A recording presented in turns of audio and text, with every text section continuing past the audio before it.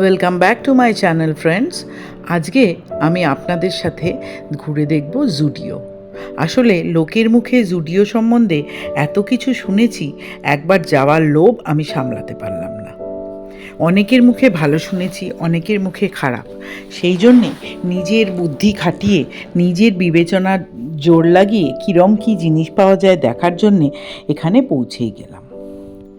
আমার চ্যানেলটা যদি আপনাদের ভালো লাগে অবশ্যই একটু সাবস্ক্রাইব করবেন, কারণ আপনাদের জন্যে এরম ছোটোখাটো ভিডিও আনতে আমার বেশ ভালোই লাগে।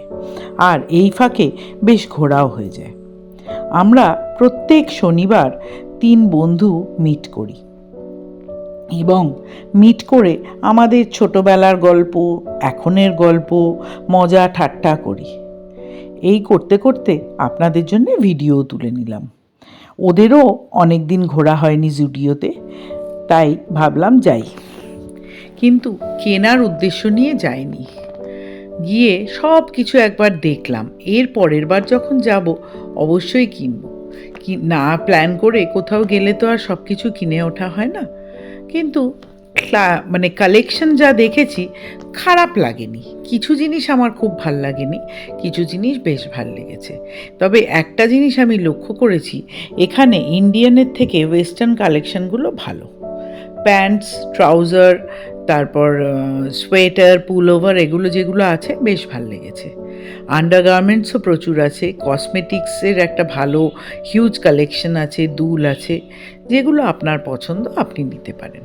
তবে একটা জিনিস আগেই বলে রাখি, আমরা কিন্তু শুধু লেডিস সেকশনটাতেই গেছি, ওপরে মেন্স বা কিডস সেকশনগুলোয় আমি যাইনি, কারণ বেশ বড় জায়গা, এই ঘুরে দেখতেই সময় কেটে গেছে।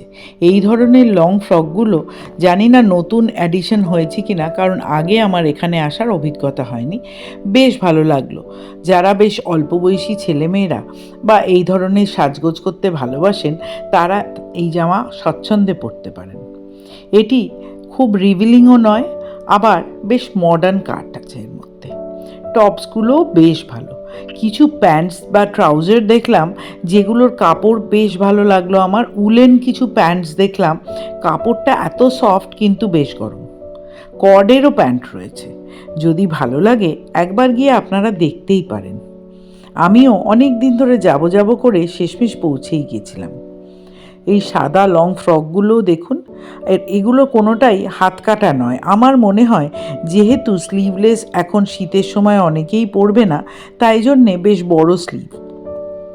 এই ধরনের প্যান্টগুলোও আছে। তার সাথে এই যে কালো প্যান্টটি দেখাচ্ছি, এটি না একদম উলেন কিছু কাপড়ের, খুব গরম এবং নরম। এরপর যে প্যান্টটি এখন দেখাচ্ছি সেটা বেশ টাওয়াল টাইপের একরকম কাপড়ের, হয়তো শীতে পরার জন্যই এনারা এরকম কাপড় এনেছে।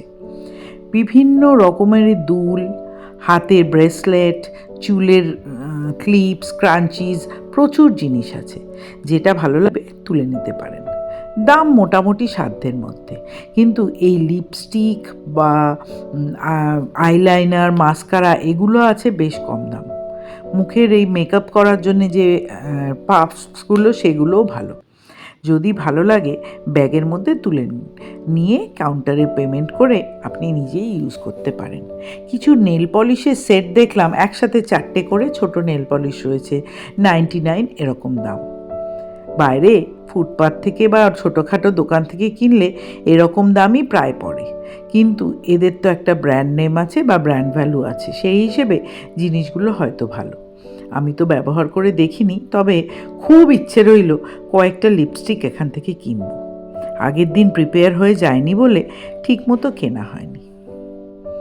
আমরা যে 3 বন্ধু মিলে গিয়েছিলাম, ওরাও কিছু কিনবো ভেবেও কেনা হলো না, কারণ কিনতে গেলে অনেক কিছুই কেনা হয়ে যাচ্ছে হাতে। তার আগেই বেশ কিছু জিনিস কেনা হয়েছিল বলে হাত ভর্তি ছিল। পরে আমরা প্ল্যান করেছি এরপরে কোনো এক শনিবার আমরা অবশ্যই এখানে পৌঁছে যাব, গিয়ে ঘুরে দেখে কিছু না কিছু কিনব। এই বন্ধুরা আমার একদম ছোটোবেলার স্কুলের বন্ধু।